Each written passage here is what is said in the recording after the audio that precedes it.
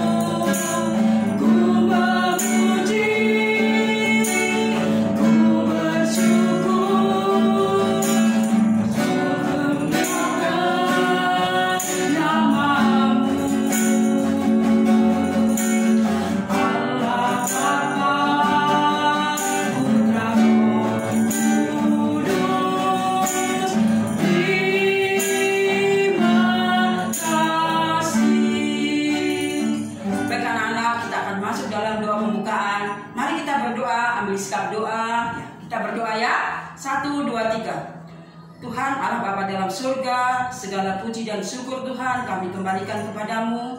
Terima kasih ya Tuhan untuk kesehatan, kekuatan yang Tuhan berikan bagi kami, sehingga di saat pagi yang indah ini Tuhan kami boleh dapat beribadah walaupun lewat online Tuhan. Terima kasih Bapa, Kau berkati sepanjang ibadah kami, mulai dari awal, pertengahan hingga akhirnya. Biarlah Ibu Guru akan membawakan cerita dan Ibu Guru akan memimpin, Kau terus memberkati.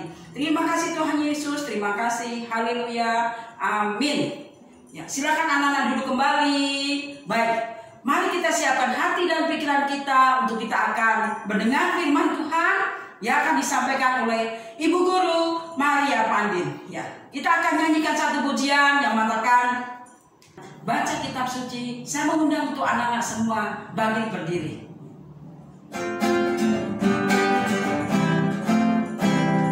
Baca kitab suci, doa tiap hari, doa tiap hari, doa tiap hari. Baca kitab suci, doa tiap hari kalau mau tumbuh,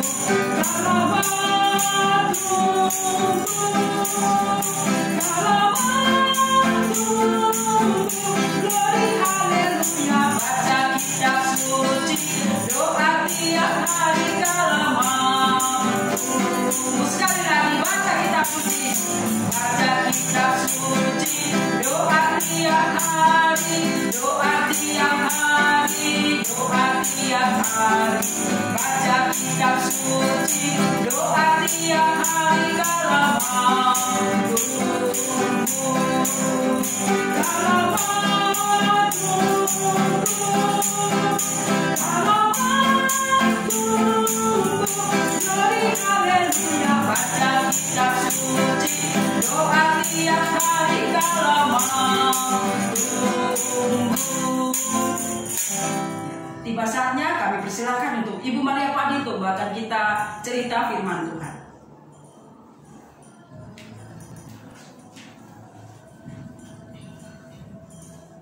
Anak-anak di rumah, selamat pagi, selamat beribadah kepada Tuhan. Pagi ini kita mendengar cerita firman Tuhan. Tetapi sebelum itu saya mau tanya kepada anak-anak, apakah anak-anak pernah menyeberangi sungai? Ada yang pernah menyeberangi sungai? Nah, kalau kita menyeberangi sungai, harus airnya tidak deras dan dangkal. Tetapi kalau air sungai itu tinggi dan deras airnya, ya kita tidak bisa menyeberang sungai itu. Nah, waktu saya bersekolah di SD, rumah saya dengan sekolah itu diantarai oleh sungai, sehingga saya harus menyeberang kalau ke sekolah. Tetapi mama saya bilang kalau air deras banyak, kamu harus jalan jauh lewat jembatan, ya, lewat jembatan baru sampai di sekolah. Ya, jadi menyeberang sungai itu susah sekali kalau airnya meluap atau airnya tinggi. Nah, adik-adik sekalian yang ada di rumah, kita akan mendengar cerita tentang bangsa Israel yang menyeberangi sungai Yordan.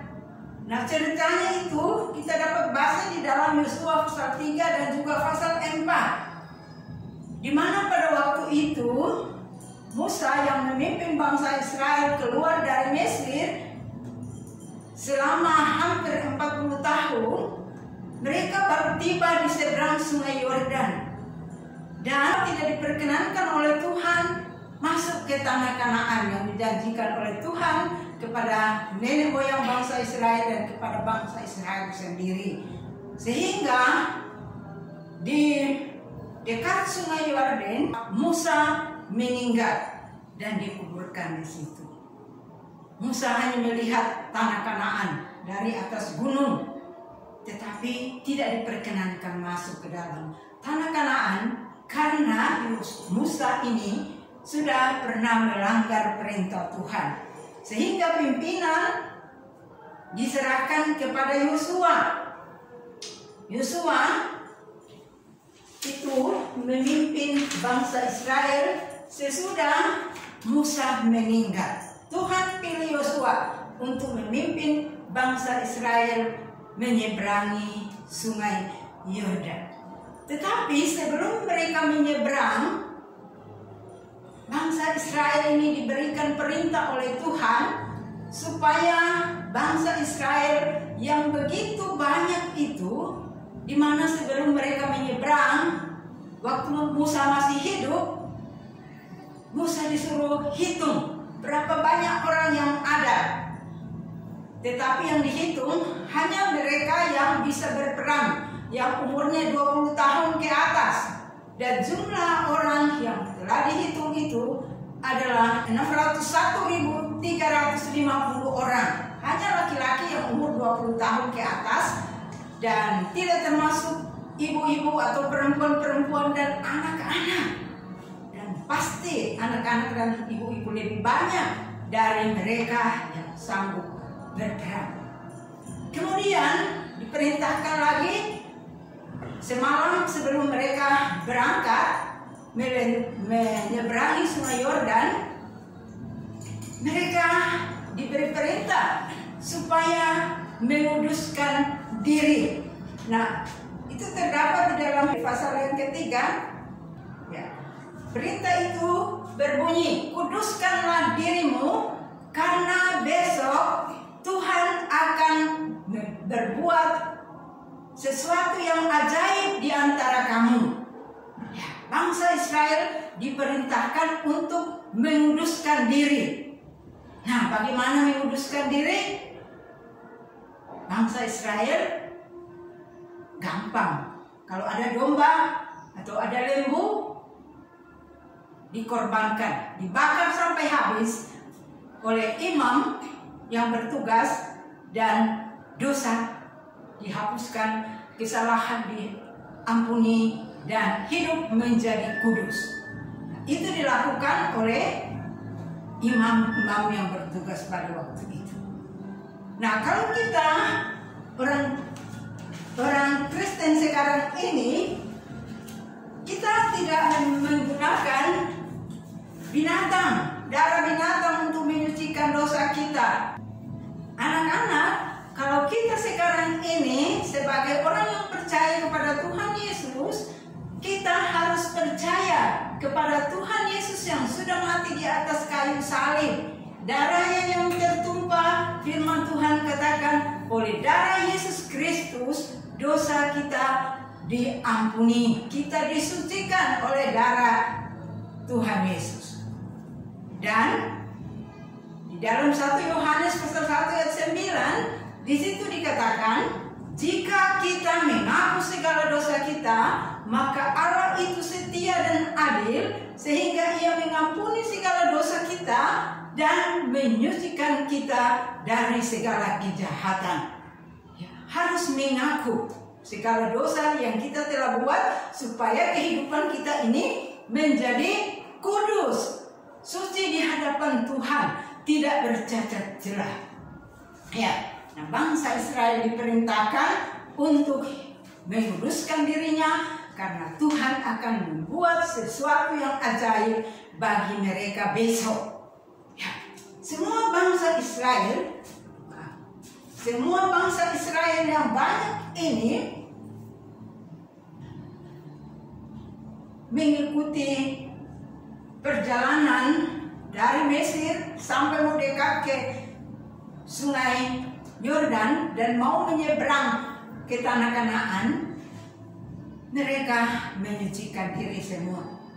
Dan besok paginya Yosua sebagai pemimpin waktu itu memerintahkan supaya hakim, supaya imam-imam atau orang Lewi, dia harus berjalan di muka, barulah masyarakat orang Kanaan, orang Israel mengikuti dari belakang. Nah, yang membawa tabut perjanjian ini adalah tabut perjanjian yang dipikul oleh 4 orang imam-imam yang berbaju panjang. Tuhan sudah tentukan baju-baju dari imam-imam, yaitu harus panjang dan harus dari kain lena. Nah, apa yang ada di dalam tabut perjanjian ini? Tabut perjanjian Tuhan. Tabut perjanjian Tuhan ini dibuat dari kayu dan dilapisi dengan emas, luar dan dalam dilapisi emas.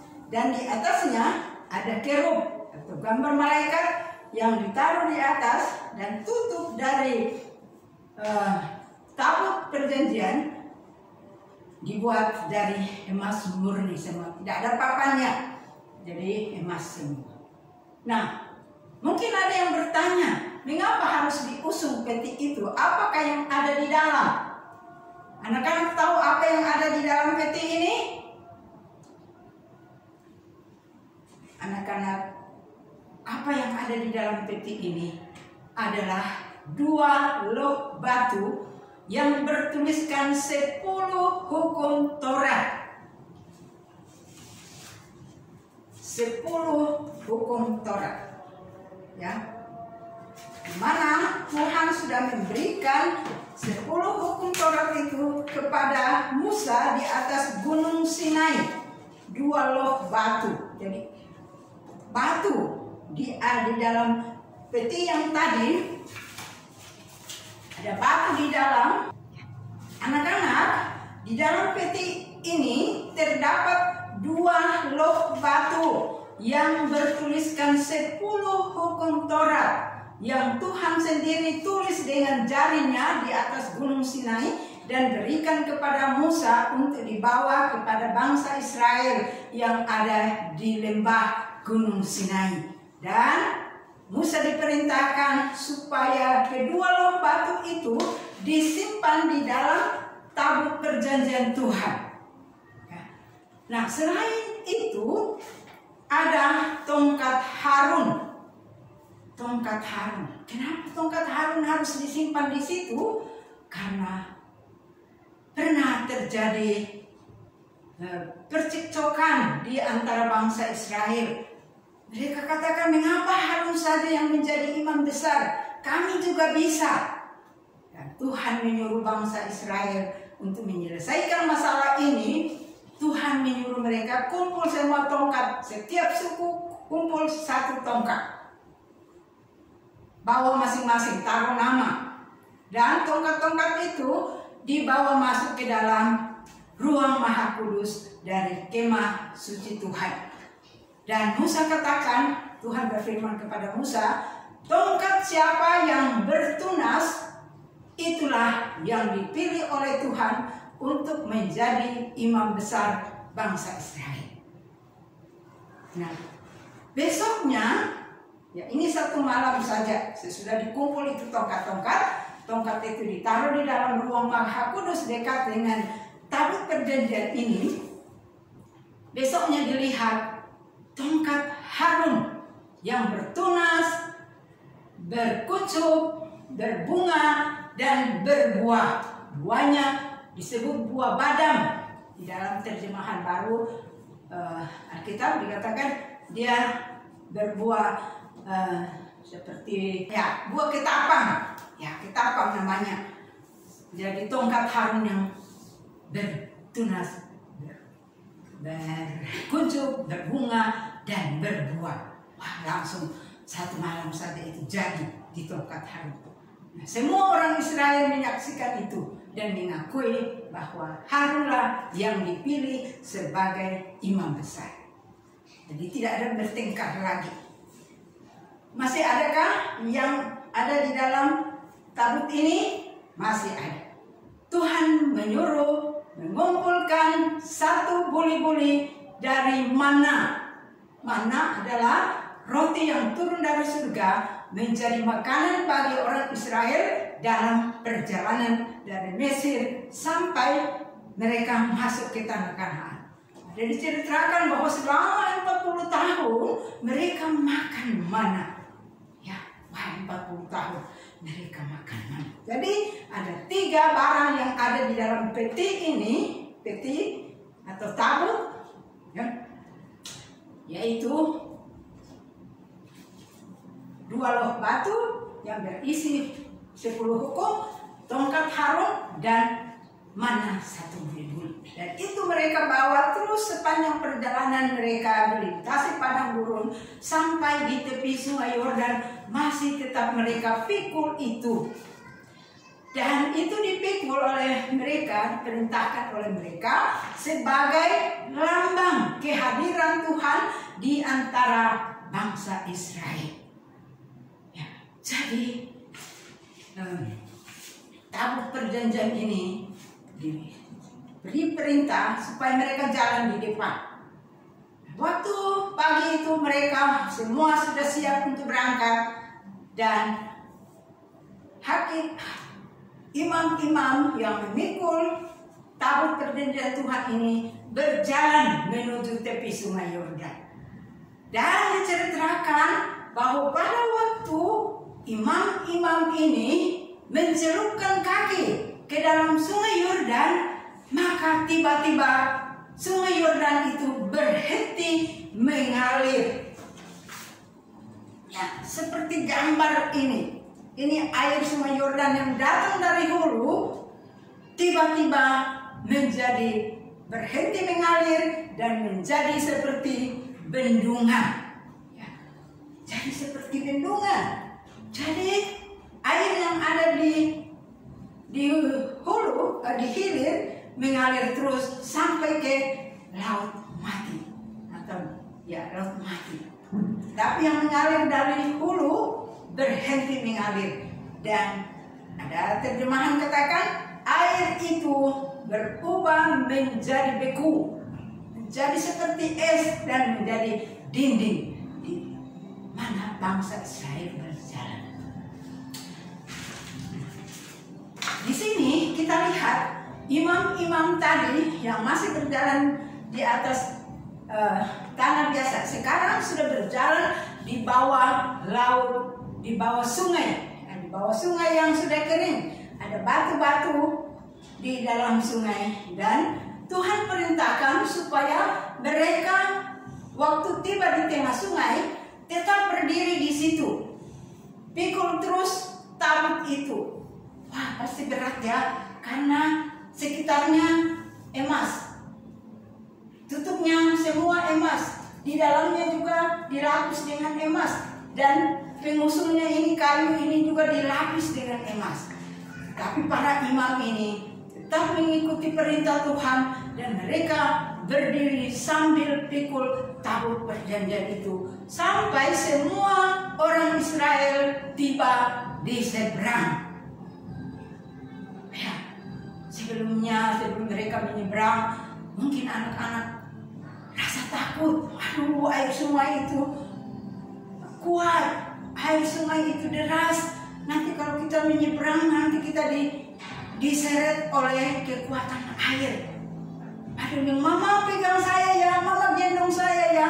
Mereka tidak tahu kalau Tuhan akan mengadakan sesuatu yang ajaib di antara mereka, di mana Tuhan membuat air dari hulu berhenti mengalir, dan air yang sisanya ke hilir mengalir terus sampai menjadi jalan yang tidak berair. Tanah menjadi kering dan mereka jalan di situ. Yang ada di rumah mungkin bisa melihat gambar ini.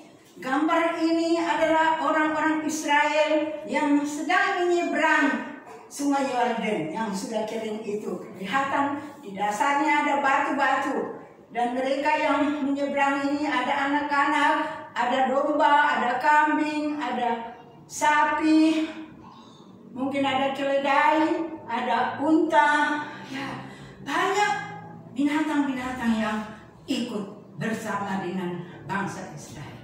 Dan semua bisa menyeberang dengan selamat, menyeberang dengan tidak takut lagi karena sungai tidak berair. Ya, luar biasa ya anak-anak. Tuhan membuat yang ajaib. Itulah yang sudah diumumkan sebelum berangkat, bahwa kuduskan diri kamu karena besok Tuhan akan melakukan yang ajaib di dalam kehidupan kita, di dalam perjalanan kita.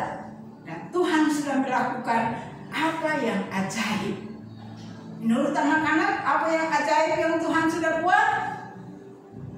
Tuhan sudah mengeringkan air sungai Yordan di mana mereka menyeberang, dan mereka bisa menyeberang dengan aman.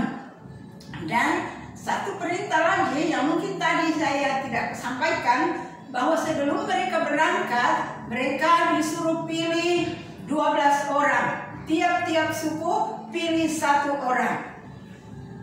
Nah, orang-orang ini setelah sampai di seberang sungai, disuruh untuk kembali ke sungai dan ambil batu, masing-masing satu orang. Di sini dia sedang ambil batu yang besar ya, dan tempatnya harus di tengah-tengah sungai itu. Kamu ambil batu itu di mana imam-imam tadi memikul tabut perjanjian Tuhan, di situ kamu mengambilnya. Jadi tidak dengan seenaknya ambil saja di pinggir ya, dekat ke darat seberang. Tidak. Jadi mereka angkat batu itu dan jalan bawa ke seberang. Sampai di seberang, membawa batu itu, Yosua sebagai pemimpin bangsa Israel menyusun batu-batu itu. Ada 12 batu disusun.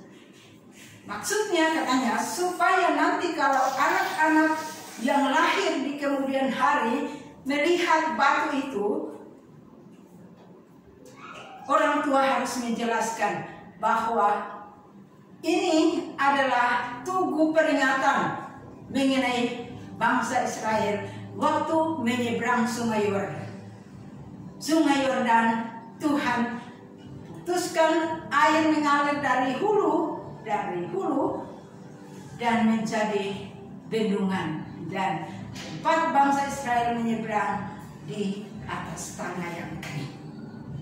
Dan sesudah mereka menyusun batu-batu ini, maka Yosua memanggil mereka, imam-imam yang tadinya berdiri terus di tengah sungai memikul tabut perjanjian ini. Yosua katakan, kamu keluar sudah, semua sudah menyeberang, tinggal kamu yang tinggal di kali atau di sungai. Lalu keluarlah mereka, dan Alkitab mengatakan bahwa pada saat pengangkut tabut perjanjian Tuhan ini menginjakkan kaki di tanah di seberang Sungai Yordan, maka air itu langsung mengalir. Yang tadinya membeku langsung mengalir saat kaki mereka tiba di seberang Sungai Yordan. Anak-anak kita patut memuji Tuhan, karena Tuhan selalu setia menyertai Bani Israel, bahkan menyertai kita juga dan memimpin kita, sehingga di dalam perjalanan hidup kita Tuhan tetap menyertai kita. Tuhan tahu yang terbaik bagi anak-anaknya. Di dalam kitab Ulangan pasal 31 ayat yang ke-8, dia mengatakan begini, sebab Tuhan, Dia sendiri akan berjalan di depanmu, Dia sendiri akan menyertai engkau, Dia tidak akan membiarkan engkau dan tidak akan meninggalkan engkau. Jangan takut dan jangan patah hati. Anak-anak di rumah, mari kita baca sekali lagi ayat yang tadi, dan saya harap ayat yang kita baca ini dari Ulangan 31 ayat 8 menjadi ayat hafalan kita. Berbunyi begini ya, kita baca sama-sama. Sebab Tuhan, Dia sendiri akan berjalan di depanmu, Dia sendiri akan menyertai engkau, Dia tidak akan membiarkan engkau dan tidak akan meninggalkan engkau. Janganlah takut dan janganlah patah hati. Jadi anak-anak yang Tuhan Yesus kasihi, di dalam perjalanan hidup kita, mari kita bersandar sepenuhnya kepada Tuhan. Kita ingat janji Tuhan ini dan mempercayainya, karena Tuhan yang berjanji menyertai kita, tidak akan meninggalkan kita, tidak akan membiarkan kita. Ya, mari kita percaya dengan sungguh bahwa sepanjang perjalanan hidup kita pasti Tuhan menyertai kita. Amin. Baik anak-anak, mari kita berdoa. Bapa di surga, kami bersyukur pada pagi hari ini karena Tuhan sudah memberikan waktu yang indah di mana kami boleh belajar firman-Mu. Terima kasih Tuhan atas kebenaran firman-Mu yang kami telah pelajari, di mana Engkau telah memimpin bangsa Israel untuk melintasi sungai Yordan dengan ajaib yang dibuat oleh Tuhan sendiri, yang sanggup dan berkuasa membuat sungai Yordan menjadi berhenti mengalir dari hulu, sehingga air tidak menimpa bangsa Israel dalam melintasi sungai Yordan. Engkau telah bersama-sama dengan mereka ya Tuhan.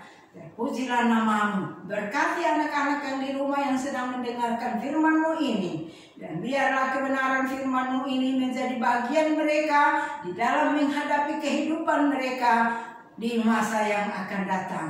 Terpujilah nama-Mu Bapa. Di dalam nama Tuhan Yesus kami sudah berdoa. Haleluya. Amin. Kembalikan kepada pemimpin acara.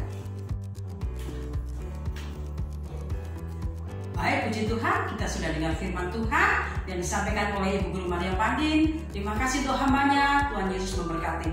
Baik anak-anak yang terkasih dalam Tuhan kita Yesus Kristus, sebelum kita akan memberikan persembahan yang terbaik bagi Tuhan, Ibu Guru kasih ingat ya, mulai minggu ini ada kesaksian dari masing-masing anak sekolah minggu ya, yang bertugas pada minggu ini. Yang bersaksi adalah adik kita Michelle dan Clarin. Kami persilakan.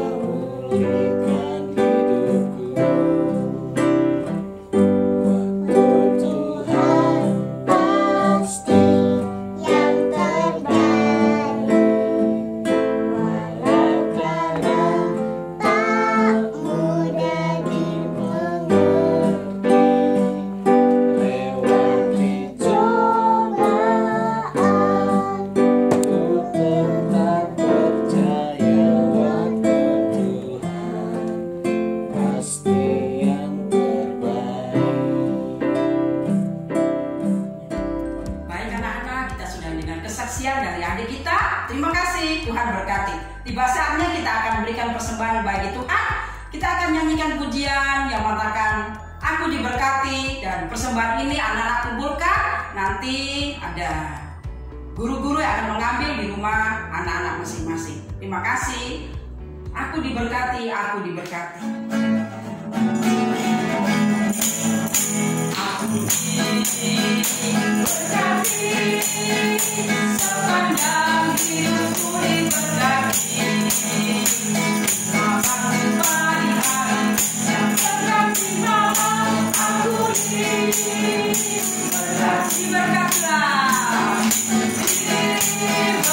diberkatilah orang yang mengandalkan Tuhan.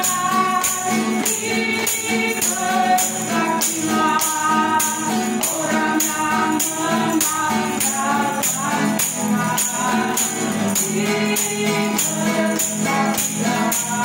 Diberkatilah orang yang mengandalkan Tuhan. Jangan menaruh harapan hanya kepada Tuhan. Terima kasih untuk persembahannya. Tuhan memberkati. Baik anak-anak yang terkasih dalam Tuhan kita Yesus Kristus, kita akan akhiri ibadah sekolah minggu di pagi hari ini. Kita bersyukur kepada Tuhan untuk segala sesuatu yang sudah kita buat, baik itu doa, puji-pujian, dan juga firman Tuhan yang boleh memberkati kita di pagi hari ini. Baik, saya undang untuk kita semua bangkit berdiri. Kita akan nyanyikan pujian yang mengatakan Bapa terima kasih.